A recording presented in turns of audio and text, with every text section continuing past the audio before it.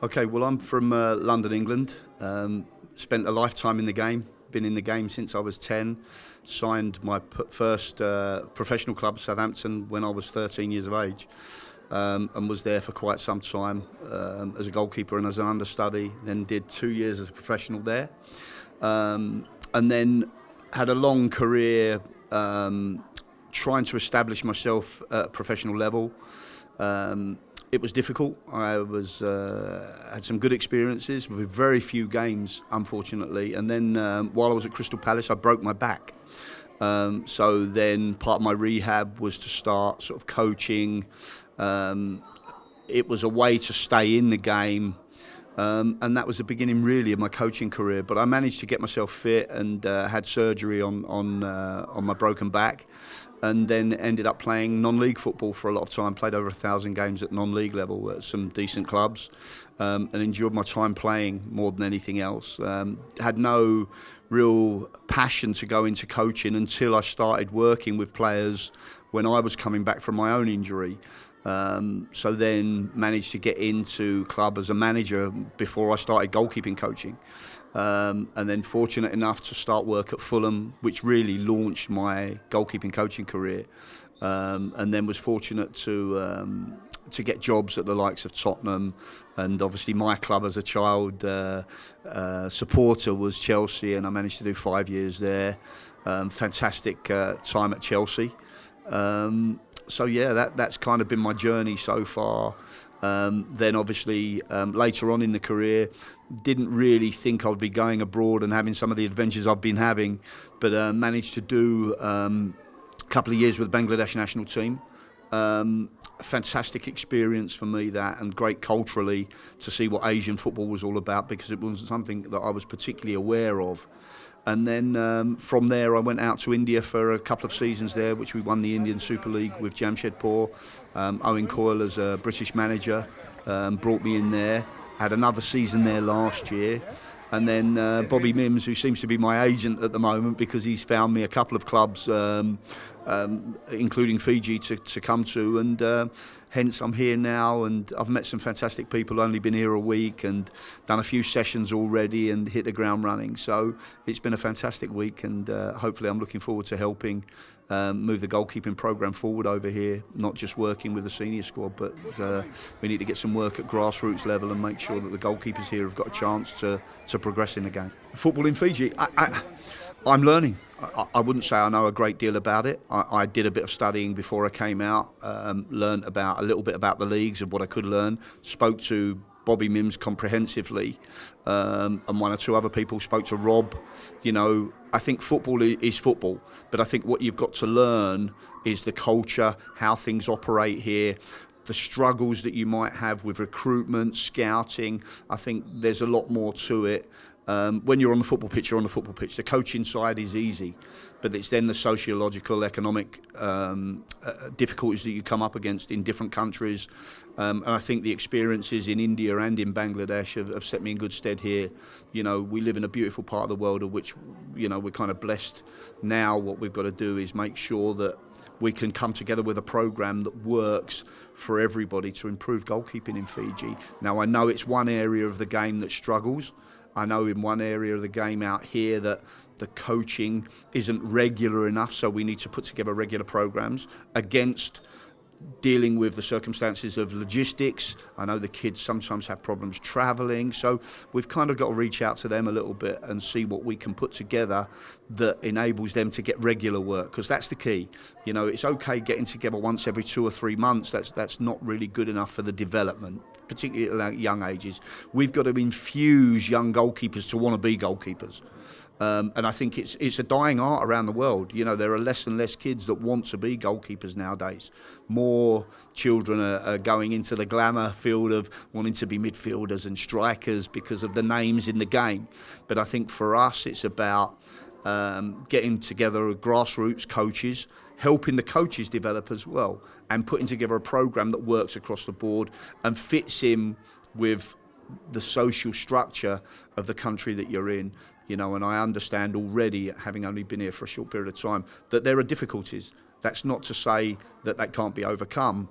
all they are at the moment is obstacles to us achieving what we'd like to achieve, having more numbers in the, you know, at the top level of the game, increasing the standard of goalkeeping within the league that you have out here. And I know there are some good goalkeepers out here who work very hard and diligently at their game. So that's what I do know about the game at the moment. You know, I've already been to a game out here, and I'm planning to make sure that I've seen every team in the shortest period of possible, so that I get an understanding, going and visiting the clubs, and getting an understanding from the coaches how their structure works. You know, I need to understand what they do, and then hopefully we can get together with a group of coaches that push the programme forward the same way across the board. You know, it's no good me singing from one hymn sheet, and the coaches that know the game out here, that know the structure out here, and pushing against them, we need to work together, and that way I think we can make some inroads into making progress out here with the young goalkeepers. You choose Fiji? Well, I've had a couple of great experiences. I was almost semi-retired. I'd had a lot of years in the pro game. I had no compunction to go back into coaching junior football, and the opportunity to go out to Bangladesh and India was something that I had to think very hard about. But my kids were at the right age, and they really encouraged me to go and I'd been at Chelsea and Tottenham, top clubs in England, but it was time for me to express and explore other avenues in the game. Now, these opportunities don't come up every day. So having done a couple of years Bangladesh with the national team there, and it was a learning experience for me too. I thought, you get to 50 odd years of age and you think your learning days are probably a little bit behind you. You always learn something from the game. Every week there's something that comes up that you pick up. But you kind of think that maybe those days are a little bit behind you. But then going out to Bangladesh first was a great cultural experience for me. And it was a challenge. So it was a different challenge, sociological challenge for me. It's hard to see some of the poverty and what football is up against in some of these nations. So it was very difficult. And then there was another challenge in India. So different cultures, again, a different training philosophies and so on. So we're learning again. And then when Bobby presented this to me, I had a chance to go to one or two other league clubs. But then this came up, and it was a broader role for me. So it was about educating coaches. It was about educating younger goalkeepers and trying to put together a programme from within the region, not just Fiji, but in the whole region, Oceania. So that for me was a challenge, and I kind of can't really turn down a challenge. That for me was a big plus in wanting to come here. So I think the challenge, as much as anything else, I think that competitive side in you, when you think you can improve something, the competitive side in you and the nature comes out again. And I think it has here. It's a challenge. It's going to be a challenge here. Nothing is going to come to us easy. We've got to work hard at it. The people also, I always work for good people. I've been in a fortunate position where I can say, to some jobs, look, that's not for me, but speaking to the people here, Timo, who's very driven, and speaking to Rob, who has got the programme's best interests at heart, I think that for me is also learning and working with good people is important to me. So I think that's where my journey comes to as far as Fiji's concerned, and that's how it ends up here. So, well, there's a little bit to learn tactically about the game. Technically, the keepers that I saw were okay. We need to work hard at helping them get the regular work in, because that's where the technical, tactical stuff is going to come into play. The C licence course was great because it gave me an idea. James, who's been working the Oceania programme, is a great adversary of the game. He pushes. He wants to improve the whole region. With regards to the goalkeeping, that's his passion, and he's been leading a bit of a lone farrow with that, because he's driving it largely on his own. And I think me coming out here has probably sort of enthused him a little bit, and we've had a couple of conversations which have enabled him to bounce ideas off of me, and I will certainly be doing the same for the region. I'm hoping that he will help me to understand things a little bit quicker out here of how it works and the infrastructure, which I think he will.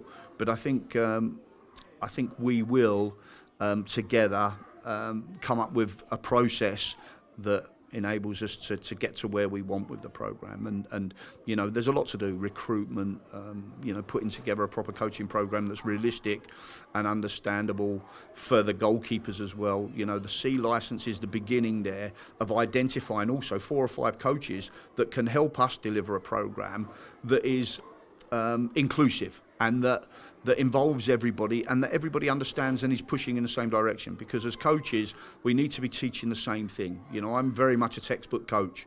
You know, I want things technically right. The technically better you are, the fewer errors our goalkeepers will make. And that will filter through the club sides into international level as well. You know, we're largely, you know, our international teams, and we had the same situation in Bangladesh, where we are largely the underdogs when we go into competitions. And I quite like that competitiveness. And what it does, it gives the goalkeepers an edge. It gives them a chance to express why we go in goal. You know, so I think if we can improve that level, we've got a little way to go. But the more participants in the goalkeeping program we have, the more chance we've got of achieving what we'd like to achieve with the keepers. But it was a good start for me last week, seeing how they operate, getting an eye on some of the keepers, and going to the game last week as well, because you get to see, and again tomorrow, you get to see more and more of the goalkeepers, how they work, their strengths and weaknesses, and we can work specifically then. We can work with the clubs to say, look, this is maybe a weakness and this is the areas we can work and improve. Okay, I think when we start at the young ages, we're looking for enthusiasm and energy towards the role. We're looking for an exuberance, certain character traits which will make you a goalkeeper, because we're different. We're bred differently, we're wired differently, the mentality is different, you know, because when you're a goalkeeper and you stand there and you make a mistake in front of 1,000, 2,000, 5,000 people, you've got to have a resilience and a mindset that helps you recover from that. Yes, there's hard work technically to recover and understand what you've done that might be leading to mistakes, but we've got to have a certain set of traits that set us aside from players. And I still think there's an integration to be done with the teams also. So the goalkeepers can't be totally standalone. They need to be integrated within the team environment. But there is a place for goalkeeping that enables the goalkeepers to step away from the group and do the technical work.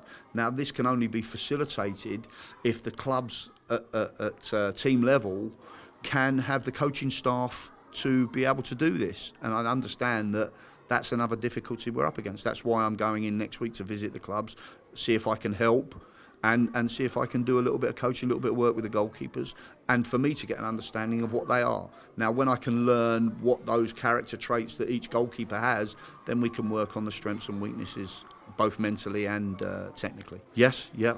So it's a good contract, leads us up to the next World Cup. So it gives you a chance to really get your teeth into it. You have to be careful because you can't go at it like a bull at a gate. You need to be a little bit considered. I need to take into the opinions of the people that I'm surrounded by.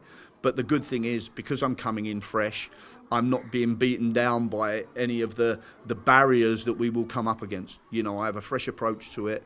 I will assist. I'm not going to come in here and tell everybody that they should be doing goalkeeping this way, and this way. I will give my opinion.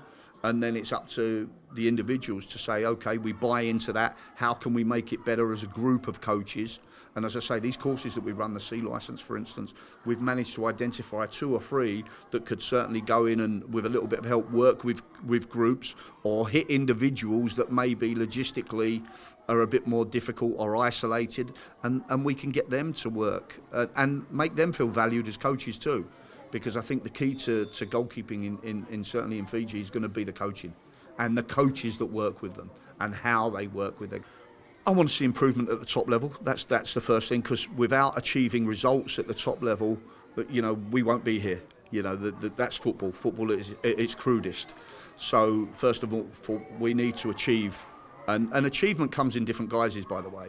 You know, I've seen, you know, we lost in a World Cup qualifying campaign with Bangladesh, but our goalkeepers went up another notch. And that's what I'm looking for first and foremost, the goalkeepers to very quickly see if we can have an impact at that level. But then what I'd like to do is increase the numbers of goalkeeping available. of goalkeepers available, I should say, and make sure that we're delivering a programme that over the period of time sees a steady influx of goalkeepers into the team setup that are functioning at the same level as the players within the teams. Because at the moment there's a little bit of a... So I think there's always... Goalkeepers tend to be about 1 to 2 years underdeveloped than the players within the team. That's not any fault of their own. That's because, firstly, we don't get regular coaching into them, technical work. And secondly, in a game situation, your outfield players might touch the ball 200 times. Goalkeeper might touch the ball 6 times. So the opportunities to improve for a goalkeeper are far less. The decisions we have to make are far less. So it takes more time to get to the certain standards that we require. And that's why you see so many goalkeepers late in their careers. Okay, their bodies may decline a little bit, but they make better decisions. They get into better positions. So all over, goalkeepers tend to get better with age rather than declining, because the other aspects that have become important to the game, rather than the speed and the agility, other aspects come into play. So I think that's the same with us. We've got to get to we've got to get to the maturation of goalkeepers that is the same as the players, and that's going to take... For me, come and give it a go. It's fun, it's enjoyable. We'll make the sessions fun for you. But it's something we want to see you come and give it a go, because there'll be surprises out there. You know, there's a lot of rugby on this island and a lot of ball handlers. And if you can handle a ball, you have hand-eye coordination, you could fly at this game. You know, there are a lot of physical traits that we need that are similarly used in rugby. The coordination, the movement, as I say, the ball handling skills. But I would say to any young goalkeeper, come with an open mind and come and give it a go. Try it. We have had the goalkeeper weekend where we've had many goalkeepers. Every player at the tryouts the weekend last Saturday came and gave it a go.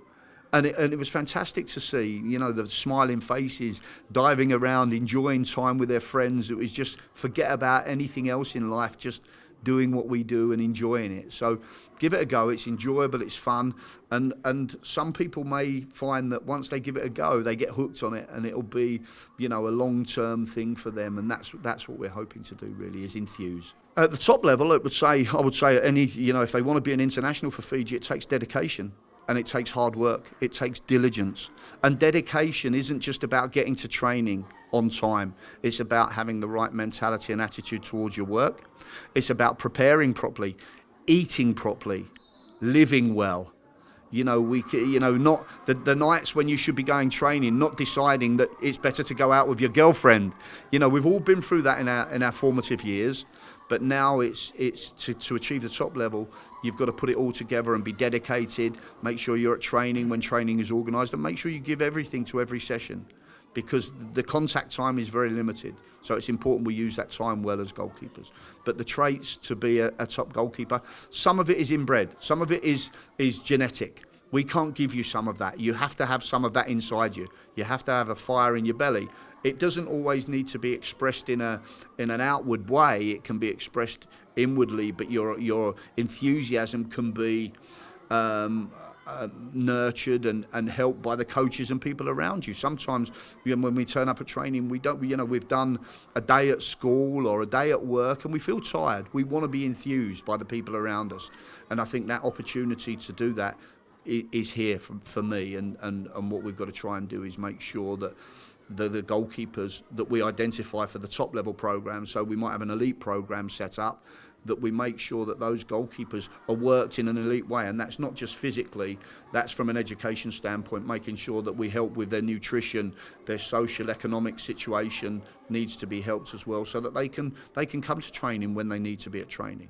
And that their sole focus is then about being there and not worried about other things that are going on in their world.